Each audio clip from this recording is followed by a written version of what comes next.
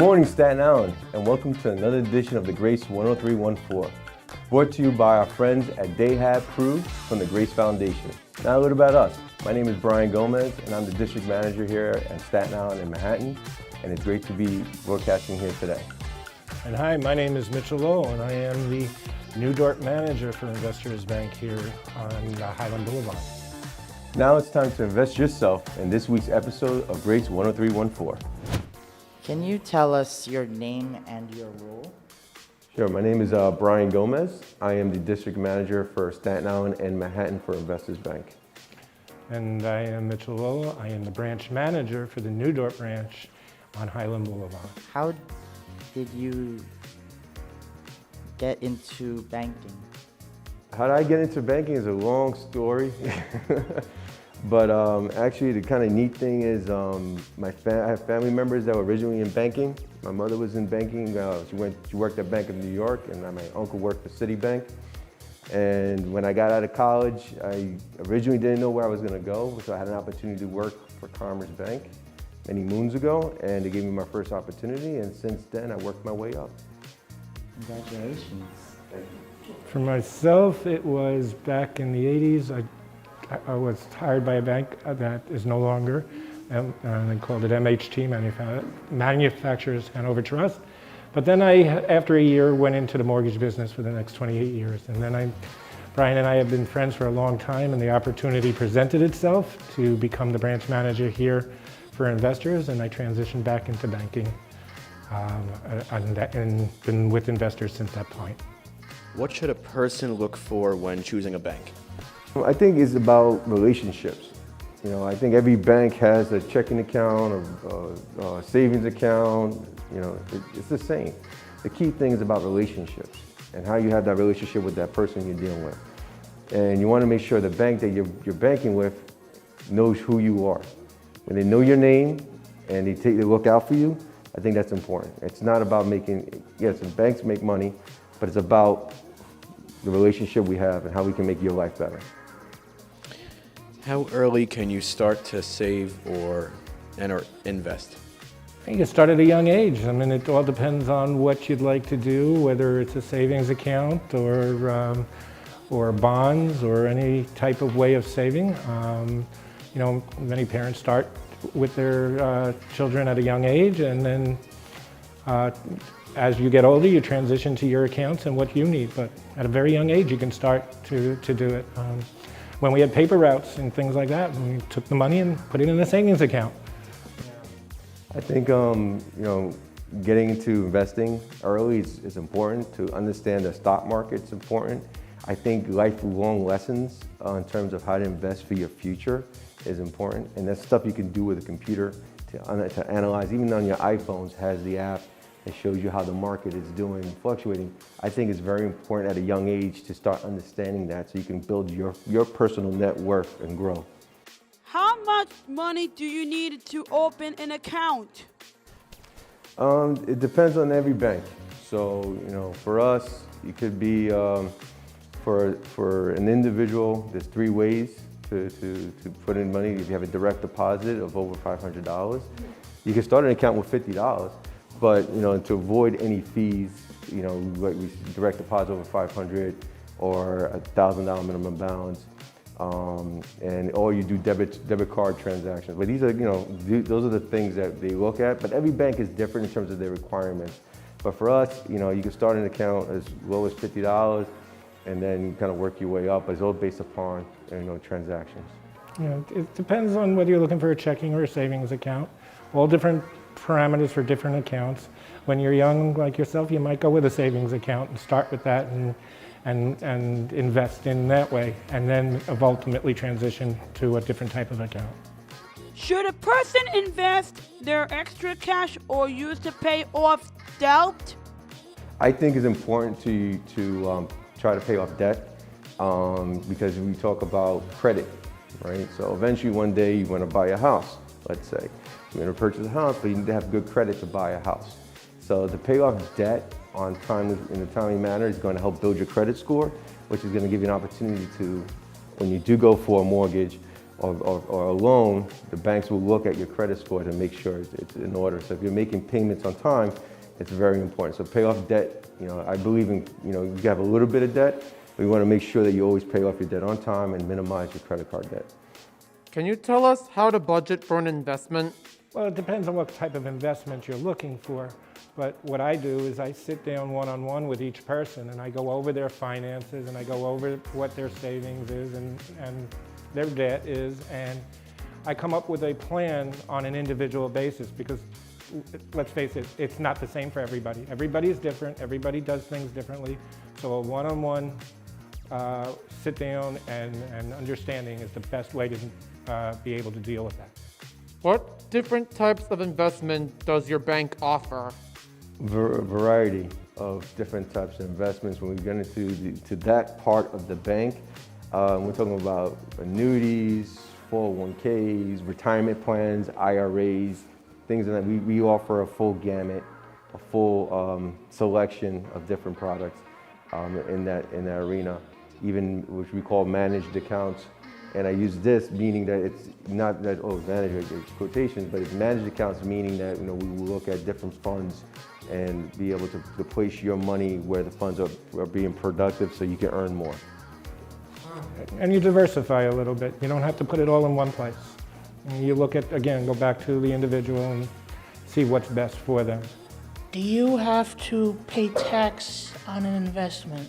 Depending on the income of the investment. So if there's we'll use something as small as a savings account, right? If you earn interest over $10, yes, you have to pay taxes over that. Anything below $10, you don't. But right now the rates are very low, so you probably won't hit that threshold in terms of over $10. Even necessarily not, I'm not a CPA, a certified public accountant, but from my experience, that's you don't have to worry about that. But when you do the big investments, yes, you do have to pay certain taxes based on capital gains, which is money that you have made off your principal. In your opinion, what is a good investment? That comes back to doing the one-on-one consultation, which is to know what the individual situation is. Not everything is the same for everybody, so it's very hard to just say that it's one straight answer. What might be good for you might not be good for the next person. So really, that's the way I look at it. I think when you're looking at what's a good thing to invest in, you need to be diversified, and I mean diversified in different things. You need a retirement plan because that's important. So when you're no longer able to work, you have income that's coming in to support you, and you can enjoy life differently as opposed to finding your passion in what you decide to work on. I also think that real estate's always a good thing to invest in. So when you buy real estate, it's something that's generational wealth that you want to create for you and your family. So I think it's important to look at different vehicles on what you want to invest in, either the stock market, either annuity to get recurring income, or look at real estate to purchase and to buy, when you have a house and maybe rent it out to someone so you can build income for yourself. So always look at different avenues, don't stick to one. Look at different ways to increase your net worth. What different community involvement does Investors Bank have with the Staten Island community? This is something that we are very passionate about. I know between Mitchell and myself, we're involved in how many organizations on Staten Island? Quite a few. I know both of us, I'm Rotarians, South Shore Rotary. I know we're involved in different community organizations such as Teddy Atlas Foundation, Lifestyles Disabled. We partner up with the Stephen Silva Foundation, and even in Manhattan, we partner up with different not-for-profits at Grand Street Settlement. I'm on the board of directors there.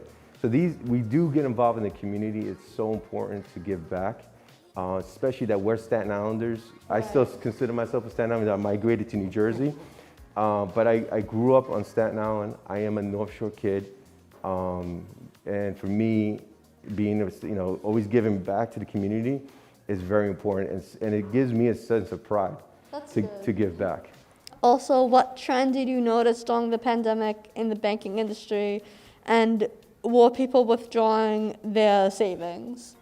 No, I think the opposite happened. I think people kept money more in, and the banks in our industry try to figure out ways to help our customers. I know from our bank, we try to figure out ways to help our clients to maybe, which they say defer, meaning to push off, payments for a mortgage payment, so that families that were unemployed can try to give time to catch up when they're ready, when they're able to, when they start working again. I also think what brought this out in the last few years is how to be more on the do banking online. That has increased tremendous fold. How to put money in there, watch their money deposit, and do what's necessary. Today you can do a deposit with your check on your phone. So bringing out the mobile transactions or online transactions was an eye-opener to many people who were very resistant this time. Do you know the safe's PIN number? Being a district manager, I can't really disclose what I do know for security, to make sure that people are safe, to make sure I'm safe too. Banks, employees do have codes, let's say, to get into the safes, but we don't have the full code, so it will never be one person at any time having the combination to the code, to the safe. So it will always be separate. How many cameras are located in the bank? Seems like you guys are gonna get the heist going on. They're getting ready to do something. Who we gotta take out and how much money is? Okay, so. Kind of depends on the size of the branch. There are cameras that you can see and there's cameras you can't see. So we'll always know where you are in the bank, and that's the truth. So there's cameras that you clear daylight you can see, and there's cameras that you can't see. Some of the cameras are hidden. Yes, and you'll never know where they are. The reason, not even us, we don't even know. For making sure that we, as employees, do the right thing too. All right. Another question: how much money is in the safe?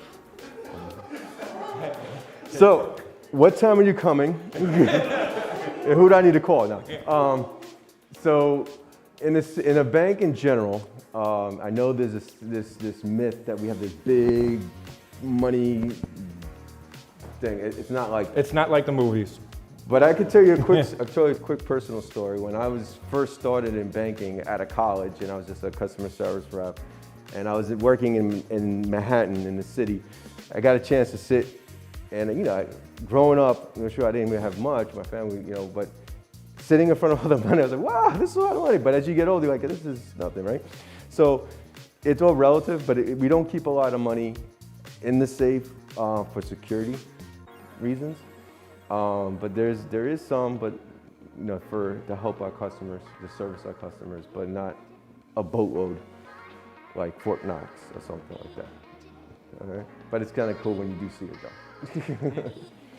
Have you ever had to use the silent alarm? I've been lucky not to. I've been with this branch since its opening, and we have not had to use that. I think after this conversation that he's going to need it,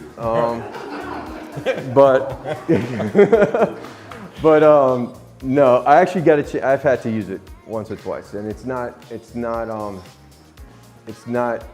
little scary when you do need to use it. I've used it a couple of times. I've been in banking for 20 years, so I've gotten a chance to use it a couple of times. And you want to make sure your people are safe. You want to make sure your customers are safe, your team is safe. You want to make sure you're safe as well. And sometimes when these things happen, when robberies happen, you want to make sure you get that person out. You want to make sure your people, you can replace money, you can't replace people. And that's important. Do you feel that wearing a mask at a bank sends a confusing message to the bank tellers? Yes, so yes. Bank robber, no bank right now.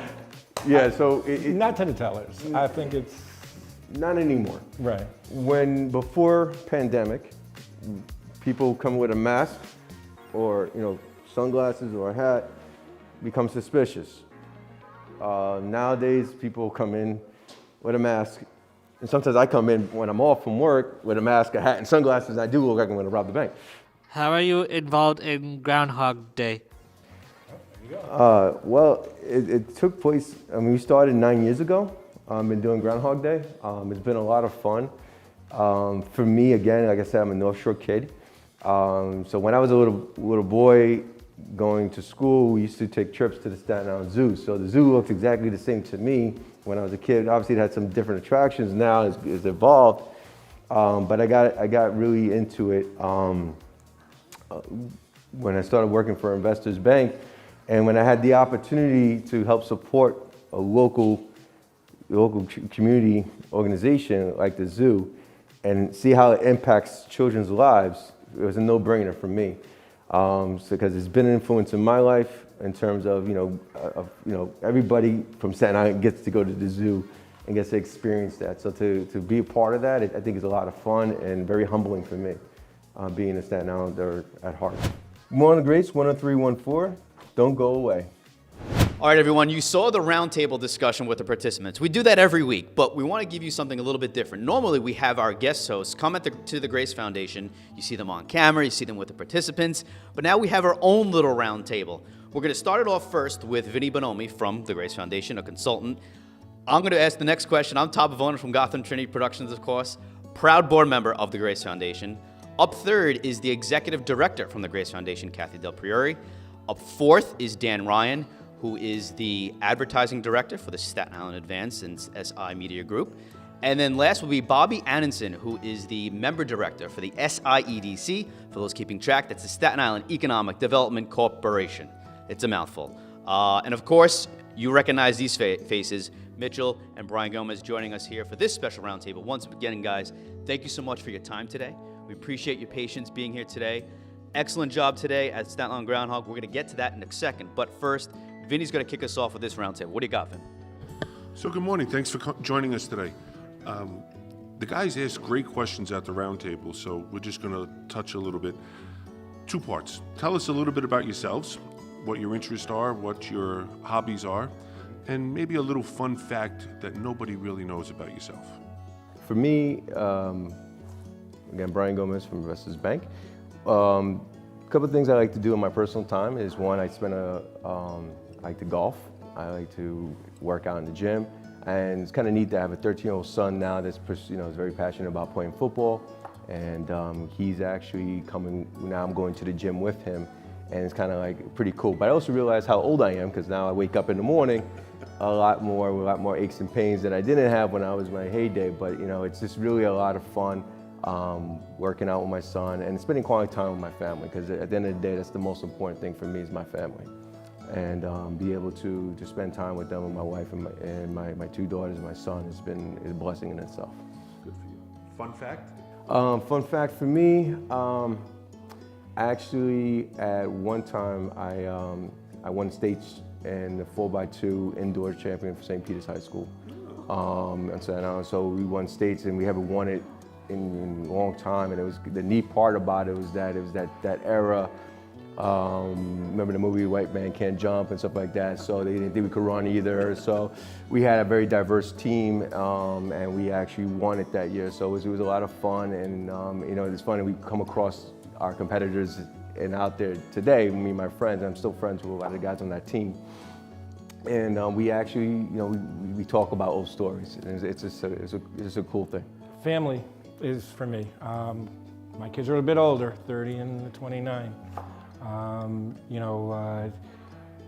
One just got married, purchased a home in Jersey, and watching my kids grow and doing better, and which is what we all believe in and which we all want for our kids, it's been a blessing. My wife, been married over 32 years.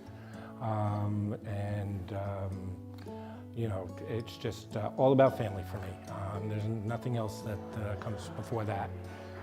But also participating in the community. I'm very, very big about participating in this community. I transplanted here about 30-something years ago. That's almost 32, I guess, there too, 89. And I come initially from Long Island, from Nassau County, Port Washington. Came here because of a job offer, and I've been here. And this was supposed to be a 7-year gig, and I'm here 30-something plus years after.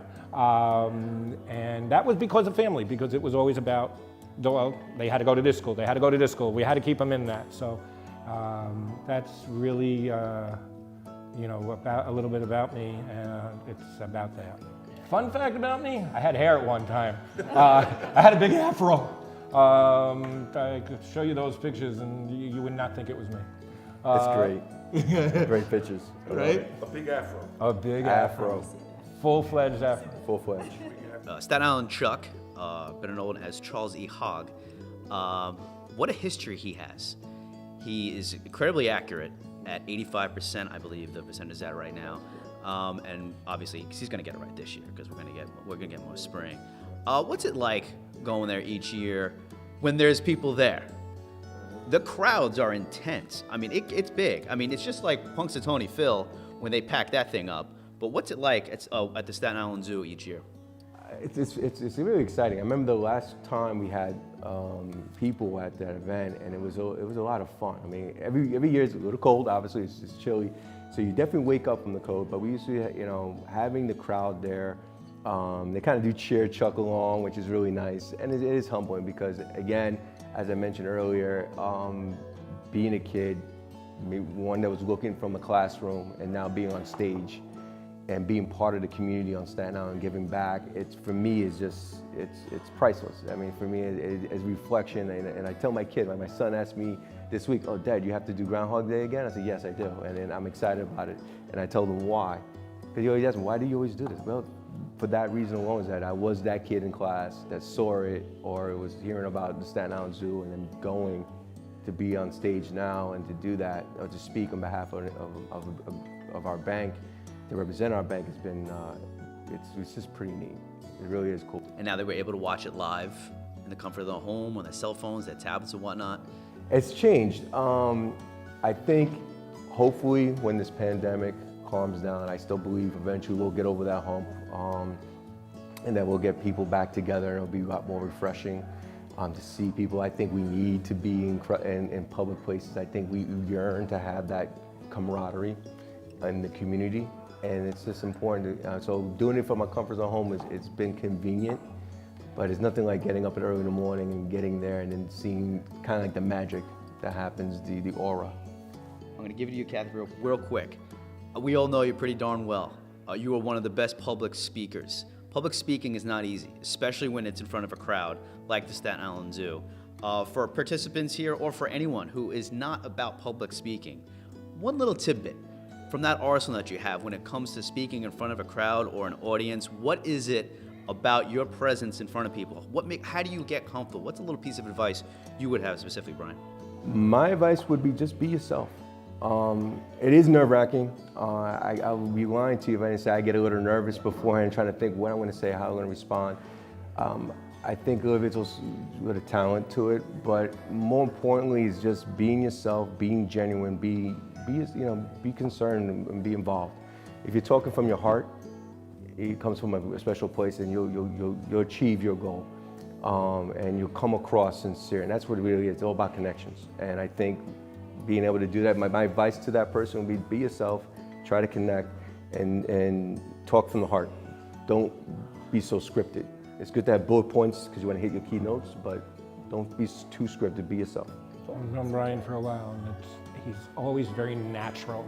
It just flows, and I think that's the best thing I could say. It's just very natural. So mine's not a question, mine's just basically a statement. You're here and we thank you. And at the Grace Foundation, we're all about community. You talked about family, and we're a family. And we're very happy and very grateful to have you guys here to be part of our family. We know that in the past we tried to work on things and the pandemic hit and the world stopped. We're looking forward to working with you guys, and we do appreciate it. And you could see by the kids and their questions and how much it means to us that you're here and that our community collaborates with us all the time, and we appreciate that, so thank you. And that's it. You're most welcome, and I'll tell you, the Grace Foundation, I know Brian, myself, and others, it's very important to us, and kids will always bring out something in everybody, and to be here to help and do things and be supportive, I know both of us feel very strong about that. Thank you for having us, and again, thank you for, I want to only say partnership, but again, it's like family. So when we get together, as we mentioned, it's like we kind of catch up, and when COVID hit our community, I think we were trying to figure out ways, how can we support the organization through either Peloton, bike ride, or something. We were trying to come up with different ideas on how to be more innovative, and I think, being more like family, an extended family, is important to people to understand our community on Staten Island. I appreciate what you guys do in the community, and I've had the honor of being able to sit on the board of directors at the Staten Island Economic Development Corporation with Brian for years now, and really I appreciate what you guys do. So I'd love to know what's next. What's the growth opportunities? What are you guys looking forward to in the community, and what do you see for Staten Island? So a couple of things. I know it's been public knowledge that Investors Bank has been acquired by Citizens Bank, but what I do feel that's really unique about it, Citizens Bank and Investors Bank, where we have a perfect marriage, is two things, or more than two things. But we'll focus on the main two things. One would be the fact that they are big in community as well, and with our presence locally in the trenches, and a lot of our branch managers and district managers and so on and so forth, and our employees, a lot of volunteering opportunities as well. And they like that about us. So I think there's a unique synergy between the two organizations in that sense, as well as we fit the hole in the donut. So they don't have that, they do not have that presence in the community in terms of branding, where we're going to fit that need. So what's neat about, and what they did state, is that good news is that with acquisitions, people get nervous with change. We've been all offered we all are going to be around for a very long time. They promised us employment going forward, and they understand the value of people in the community. In terms of growth in Staten Island, again, with our merger with Citizens Bank happening, where they're still opening new locations. We have one coming on Staten Island.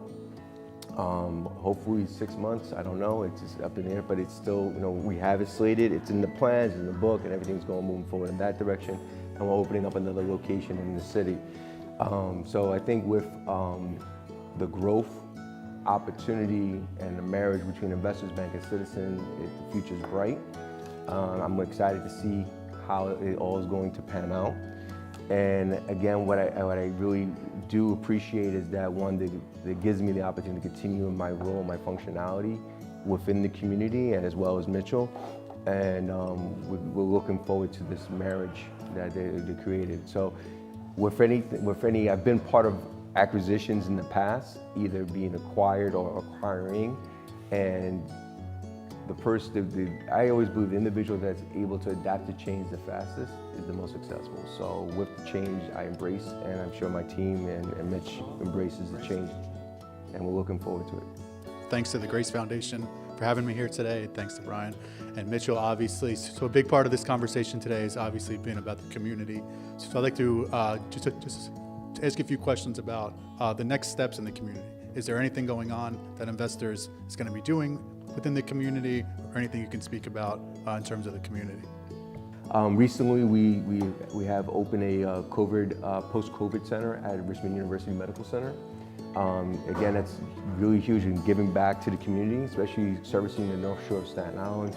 COVID has been such a debilitating virus that some people are not 100% after going through that process of that virus. And being able to help support Rumsey to have that facility open, I think is going to help thousands of people on Staten Island, especially servicing the North Shore that sometimes is underserved in that area. Other things that we're doing, we're still involved in so many different organizations coming down the pipeline, that organizations like the SIEDC, Chamber of Commerce, the local charity organizations, Siller and Teddy Alice and Grace. We're going to continue to be involved in any way we can, and what we've continued to do throughout the years. So I think those are the major things that we're seeing down the pipeline. And then as we continue our marriage with Citizens Bank, and I think you'll see us continue to identify new opportunities to help support organizations. Yeah, I mean, community-wise, I mean, I was the president of the South Shore Rotary the year of Sandy. And if anybody remembers Sandy, that was a huge year, 5 clubs coming together and not that no organization didn't do their part. Everybody came out and did their part. But that was something that you could see in the community of Staten Island, that everybody came out. And that was moving. And for me, children, you know, is another avenue that is always dear to my heart. And I don't stop trying to be part of things or help as much as I can. Being part of different organizations, different situations, whether it is a nonprofit or whether it is a community-based. Community-based work just as well as hand in hand.